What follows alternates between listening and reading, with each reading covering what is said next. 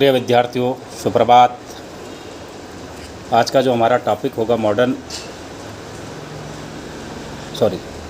Middle India का दिल्ली सल्तनत। और दिल्ली सल्तनत का हम बात करें तो दिल्ली सल्तनत का जो टाइम ड्यूरेशन होता है 1206 से लेकर के 1526 के मध्य। इस समयावधि के दौरान विभिन्न राजवंशों के द्वारा दिल्ली सल्तनत पर अपनी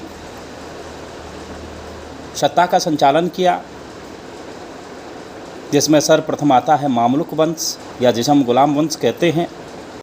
इसका जो टाइम ड्यूरेशन रहा 1206 से लेकर के 1290 ईस्वी के मध्य। दूसरा जो राजवंश रहा दिल्ली सल्तनत के अंतर्गत वह खिलजी वंश 1290 से लेकर के 1320 ईस्वी के मध्य इसका शासनकाल रहा।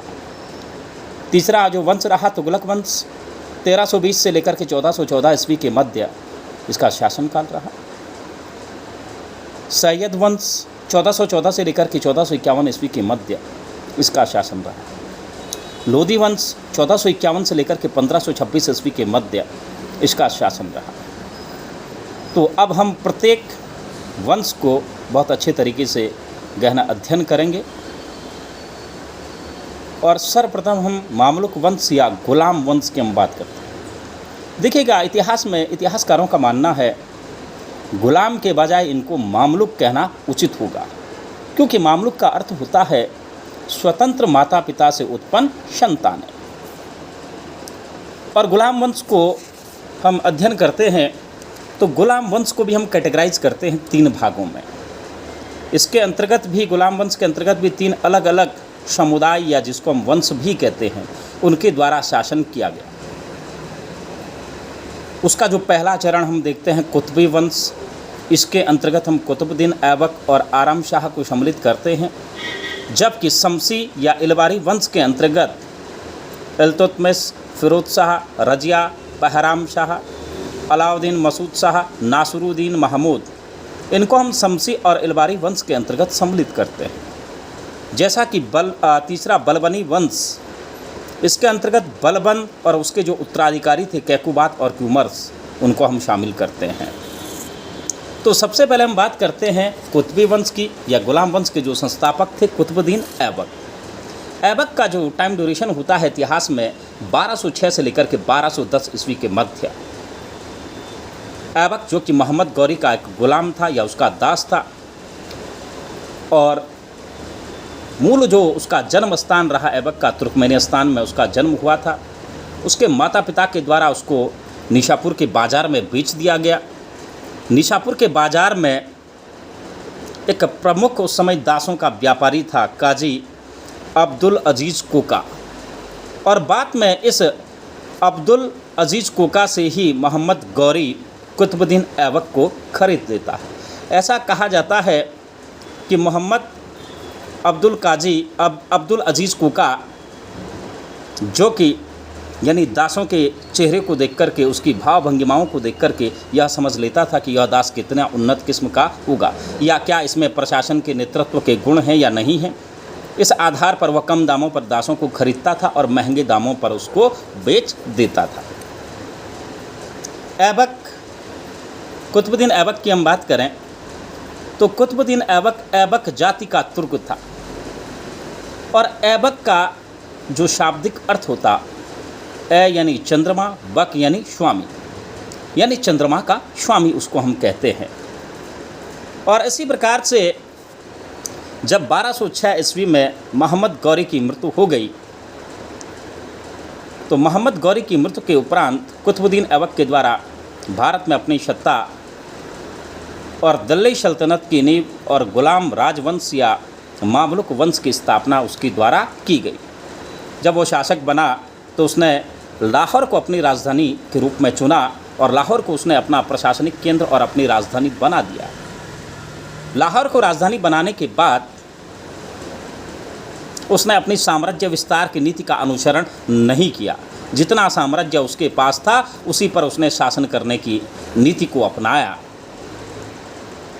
जब शासक बना तो इसके द्वारा मलिक ए सिपाह सालार की उपाधि इसके द्वारा धारण की गई। इसने जब शासक बना तो सुल्तान की उपाधि को धारण नहीं किया। और इसी क्रम में हम देखें तो 1208 ईस्वी में गयासुद्दीन महमूद के द्वारा उसे दास्ता का मुक्ति का प्रमाण पत्र दे दिया गया और उसको सुल्तान की उपाधि दे दी गई। इसकी कुछ उपाधियां हैं जो इतिहास में आपसे बारंबार आपके एग्ज़ाम में पूछी जाती है। पहली बात तो इसके लिए इतिहास में कुरान खां के नाम से जाना जाता है।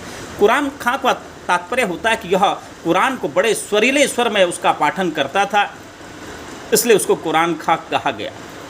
हातिम ताई भी इसको कहा जाता है।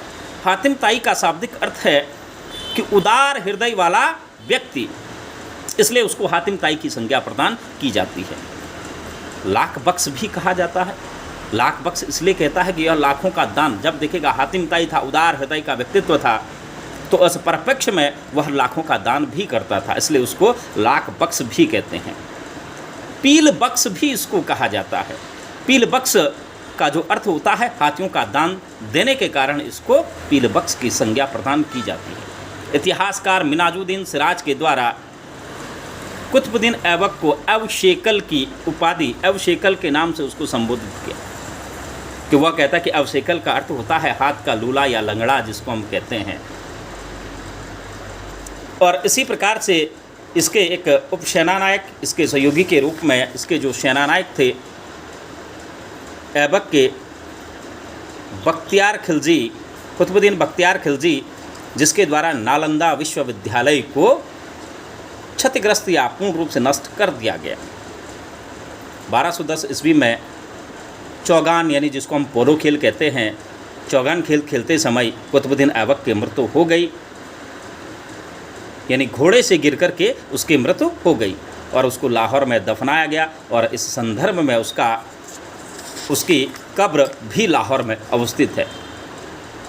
इसके शासनकाल की स्थापत्य कला की यदि हम बात करें तो इसने सर्वप्रथम कुतुब उल इस्लाम मस्जिद, जो कि उसके द्वारा दिल्ली में स्थापित की गई, जो कि भारत में प्रथम मुस्लिम मस्जिद मानी जाती है। और इस मस्जिद का बाद में जो विस्तार किया जाता है, इल्तुतमिश और अलाउद्दीन खिलजी के द्वारा इस मस्जिद का पूर्ण रूप से विस्तार किया जाता है। दूसरी जो उसकी स्थापत्य कला रही, कुतुब मीनार, जो कि दिल्ली में अवस्थित है। कुतुबुद्दीन ऐबक के द्वारा सूफी, प्रसिद्ध सूफी संत थे ख्वाजा बख्तियार काकी की स्मृति में उनके द्वारा कुतुब मीनार की नींव रखी गई। और इस मीनार को बनाने की जो उसको प्रेरणा मिलती है, अफ़गान की जाम मीनार से वह प्रेरित होकर के इस मीनार का निर्माण करता है। यह मीनार ईंट से बनी हुई विश्व की सबसे ऊंची मीनार मानी जाती है और इसे यूनेस्को की विश्व विरासत सूची में भी शामिल किया गया। कुतुबुद्दीन ऐबक के द्वारा इस मीनार की प्रथम मंजिल का निर्माण किया गया। इसकी दूसरी से लेकर के चौथी मंजिल का निर्माण इल्तुतमिश के द्वारा किया गया, जबकि चौथी से लेकर के पाँचवीं मंजिल का निर्माण तुगलक शासक फिरोज शाह तुगलक के द्वारा किया गया, क्योंकि इसकी चौथी मंजिल आकाशीय बिजली गिरने के कारण क्षतिग्रस्त हो चुकी थी, जिस कारण से उस चौथी मंजिल की मरम्मत फिरोज शाह तुगलक के द्वारा कराई गई और उसके ऊपर एक नई पाँचवीं मंजिल का निर्माण उसके द्वारा किया गया। कुतुब मीनार की सामान्यतः जो ऊंचाई बताई जाती है कि 72.5 मीटर इसका ऊंचाई है। और उसकी स्थापत्य कला में आगे हम देखें तो 2.5 दिन का झोपड़ा, जो कि उसके द्वारा अजमेर में स्थापित किया गया। 2.5 दिन के झोपड़े का निर्माण उसके द्वारा तराइन के द्वितीय युद्ध के बाद किया गया था। और पहले यहाँ पर संस्कृत महाविद्यालय या सरस्वती कंठाभरण महाविद्यालय यहाँ पर अवस्थित था। ऐबक के दरबार में प्रमुख विद्वान जो निवास करते थे, हसन निजामी और फ़क्रे मुदब्बिर। हसन निजामी की जो एक प्रमुख पुस्तक थी ताजुल मासरी, जबकि फ़क्रे मुदब्बिर की जो रचना थी आदाब उल हर्ब व अल शुजाता। और मिनहाजुद्दीन सिराज की जो एक प्रमुख पुस्तक थी मुंतखब उल तबारिख, जो कि उसकी प्रमुख पुस्तक थी।